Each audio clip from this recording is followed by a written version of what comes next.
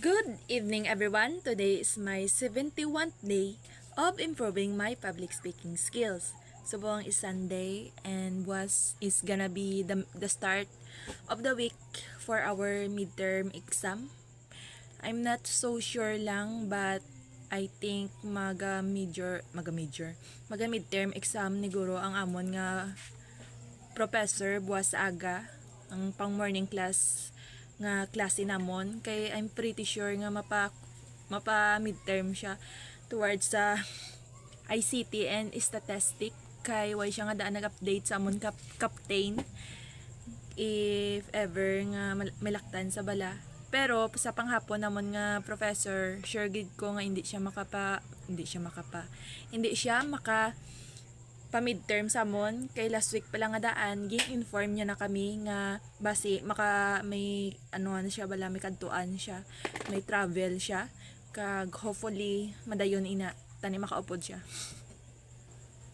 And I'm not so sure lang was, kag honestly wala pa ako ka-review. Wala sa ako na mag-review, pero I still want to do it despite that. Karon kung kaya ko mag-review karon, I will do it. And congratulations to me, I'm already done sa akon nga naging video recording. Kag honestly ang akon nga boses, kag the way I pronounce the English words bala nga akon ging hambal dito sa video recording is very halata nga Pilipina amo lang akon mahambal. And I think there's a long way for me to go in order to improve that, pero I can say that I have the potential man to actually to do better and to improve my English vocabulary and English speaking skills. Subong is the 71st day kag kung hongdon ning na siya nga adlaw, do dako na bala nga adlaw, kag damo ng adlaw umpisa sa nag-start ako, meaning sina 71th day na ang nagligad sang time nga nag-start ako adlaw-adlaw mag-video sang akon nga pag-improve sa public speaking skills. And I honestly I really didn't plan or imagine nga makaabot ako sa sini nga day. Damo setbacks, damo challenges, kag mahambal ko nga hindi siya maupos unless you don't have the courage to keep going. Pero I'm thankful for myself nga miski hindi ako sure tagisa do na tatakan ako, kag feel ko do miski nanon ako nga practice amo magyapon ng habit, pero but then wala ko naging set aside, wala ko naging panumdum mayad, kag nagpadayon na gid kuya. I keep going, I keep walking miski hindi ako sure sa dalan nga kon ginalaktan. Pero there's one thing nga I'm sure lang is I'm determined nga i-improve akon nga communication skills. Amo lang ginang bagay nga sigurado ko. That's why, pero ang the rest are not. That's why during sang akon mga naging previous progress, nabubudlayan ako honestly. Hilabi na gid kung isa ka lang bala nang wala ka maging sharean or maging sugidan sa amo nini mga goal. Pero good thing man na may advantage kag disadvantage siya nga dala. Ang advantage is that hindi ka masyado ma-pressure sa isa ka bagay nga gusto mo himuon kung wala may nakabalo. Pero at the same time, disadvantage naman siya in a way nga kung mag-abot ba lang time nga may problema or challenge or difficulties ka nga maatubang during sa imo nga progress, isahanon mo lang na siya atubangon, isa ka lang mag-atubang. Kag amo nang pinakamabudlay nga part. What? Amo na gani, if you believe, not totally believe, if you just keep going lang gid ya. Just keep going. What matters is you show up kisa sa wala. amo na lang gid na akong ginapanumdum. And I don't know lang, pero what I feel subong is that di ba pang 71th day na. Do kadamo na sang adlaw nga akon ging laan, akon ging tagaan sang effort to actually cultivate this kind of skills, and ay akon magiging feedback about dira sa akon experience is it was worth it. Worth it siya. Worth it siya in a way nga I actually improve my communication skills. Kag sang time nga na-improve ko akong communication skills, mas naging better ang akon nga pag-socialize towards sa iban nga tawo, na gagamit ko naman sang insakto ang akon mga tinaga nga sadto hindi ko mobra, kag hindi ilog sadto nga gautal-utal ko, subong gamay na lang, wala na ako masyado gautal-utal. Kag wala naman ko nahadlok nga maghambal bala sa mga bagay nga gusto ko yambal, nga sadto ginapaokyan ko lang, pero subong since I have these skills, I'm able to share my thoughts and idea. Kag it really helps me man to actually voice out sa mga bagay nga dapat i-voice out. Amo nang naging progress ko. But still, layo-layo man siya gyapon towards sa pinaka-goal ko, ang public speaking skills. Kag honestly, wala pa ko masyado sang magiging feedback kag mahambal nga progress gid towards sa public speaking skills. Kay currently, feel ko layo pa ako need himuon, layo pa ako katuan.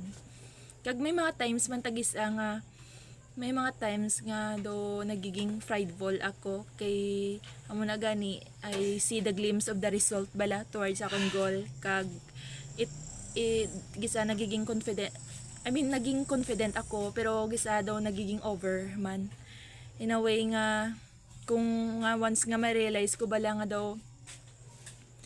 daw much better. May mga times mostly, especially gid sa akon mga classmate, nga na-realize ko nga they are much better towards sa ilang communication skills.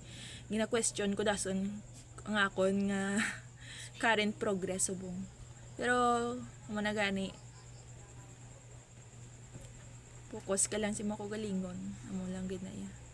Kay sometimes thinking of others achievements too much, kag comparing yourself too much towards a blessing or achievements ang iban, it can hinder us to actually look up within sa aton kaugalingon. Tamo na.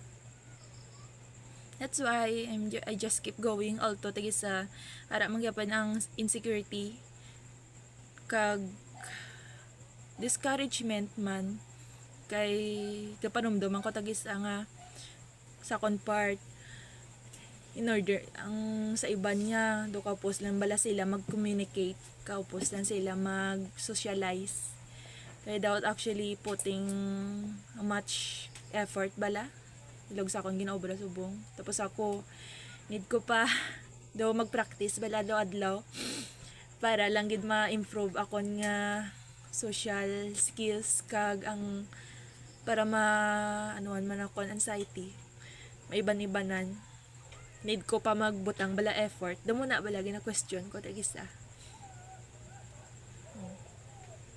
Pero wala gani, there are things that we don't know towards sa iban.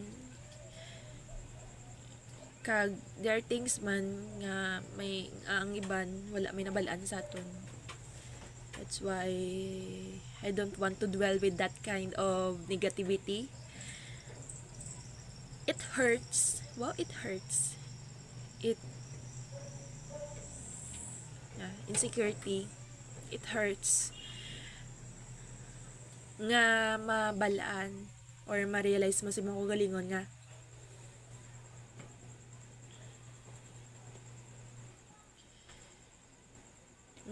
hindi na bala ni ang iban, hindi na nila need mga budlay towards sa isa ka bagay, tapos ikaw grabe mo pangabudlay para lang maabot ina. Dumang mo na bala nga insecurity. mabugat. Pero, na, I just want to keep going.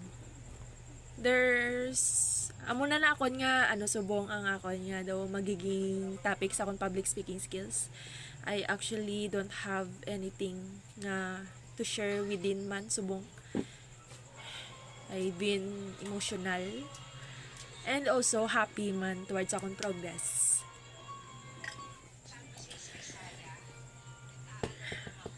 Ay gosh, hindi ko yan ma-post ang video kay nakabakham. Yeah, I'll keep going. And I can say I'm proud to myself kay I have something adlaw-adlaw wala ginatagaan sang effort and cultivation. And I hope the effort that I'm putting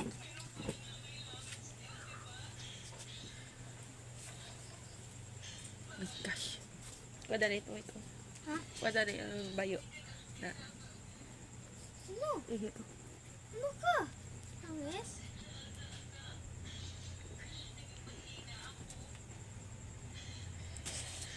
Pang-dit siya yan. Pang-snit siya yan. Ama na, I'm just hoping that the effort that I'm currently putting won't betray me. Okay lang yung result ya kung i-betray ako sang result nga layo siya towards akon gina-expect. Pero tani, ang effort nga akon gina-cultivate subong will never betray me. Amo nang isa sa mga bagay nga akon nga tani hindi ako pag try doron. That's all for today and see you bukas. Kaya continue to be more consistent sa mo pag video. No matter how you feel or what situation you're in, please kung napulaw ka, find ways to actually prioritize this goal. Always prioritize this goal no matter how you feel. Kag always find a way if ever you have the challenges or temptation nga na i-experience. You see the glimpse of the result and you know it's always gonna be worth it and always finish what you start. That's all. Thank you.